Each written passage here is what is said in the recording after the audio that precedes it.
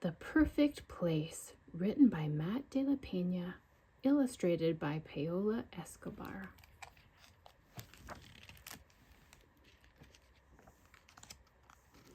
On the day Lucas got a perfect score on his robot report, he floated through the halls with his head held high.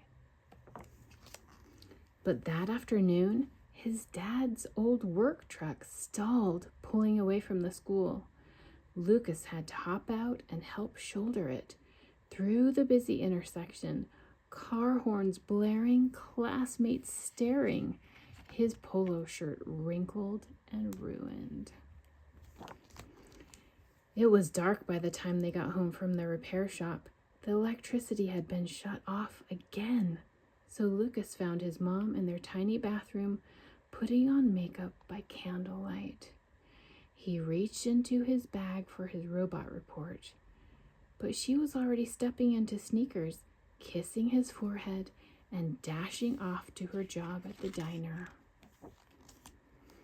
His grandpa was out on the fire escape, picking sad songs on his ukulele and weeping. "Willow, why do you play sad music? If it only makes you upset." His grandpa wiped his face on his shirt sleeve and sighed. "We are taught, mijo, to search only for happiness, but on certain nights, I prefer the right kind of unhappiness." Lucas nodded, but he didn't quite know what to make of it.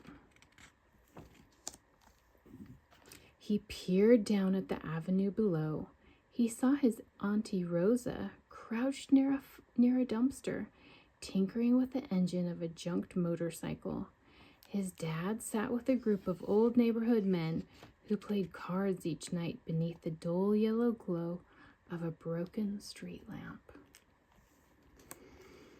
Baby Gabby was sound asleep in their bedroom. Lucas tiptoed past her crib to the windowsill where he kept his small flashlight. He aimed his beam of light at the paint peeling off the walls and the broken dresser drawers before pausing at the orange juice stain on the rug. Then he slumped down on the edge of his mattress and pulled out his robot report. He shined the light on his perfect score. Late that night, a strange light shone in through a crack in the curtains. Lucas sat up, bleary-eyed, still wearing his street clothes. Without thinking, he shrugged off his covers and slipped on his sneakers and climbed down to the alley below. The light led him clear out of his neighborhood, and Lucas followed the street. And as Lucas followed, the streets became wider and the trees grew denser. Sagging old apartment buildings gave way to big, bright houses with vast green lawns. When Lucas came upon a towering gate made of gold, he stepped across the threshold into a glorious morning and found himself standing in the place where the perfect people lived. He watched in awe as they drove their beautiful cars and beamed their beautiful smiles and spoke their beautiful words.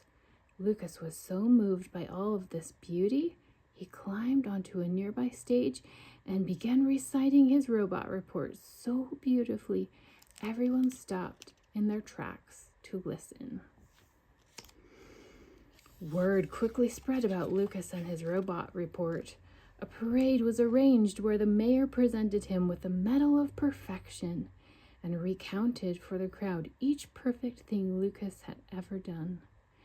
2 officials hoisted him onto their shoulders and marched him through the town square, and as Lucas waved, he was so overcome by a sudden sense of belonging, he thought he might burst.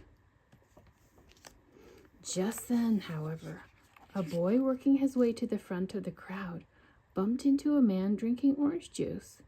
The cup slipped from his grip and tumbled to the ground, splattering the sticky orange liquid all over the sidewalk.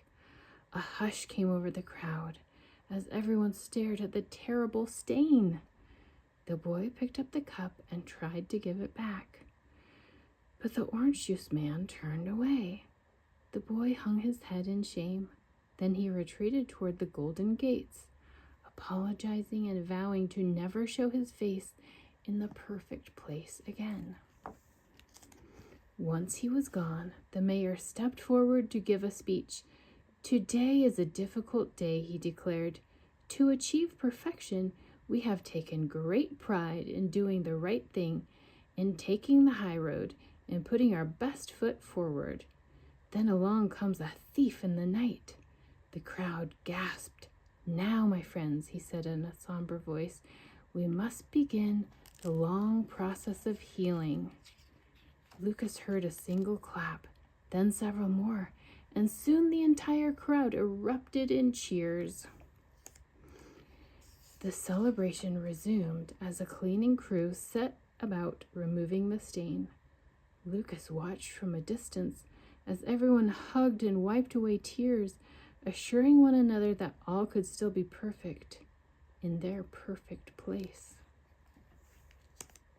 The mayor motioned for Lucas to join him under the gazebo, where an orchestra was setting up, but Lucas now heard the faint plucking of ukulele strings, and he smelled chorizo and eggs cooking in a pan.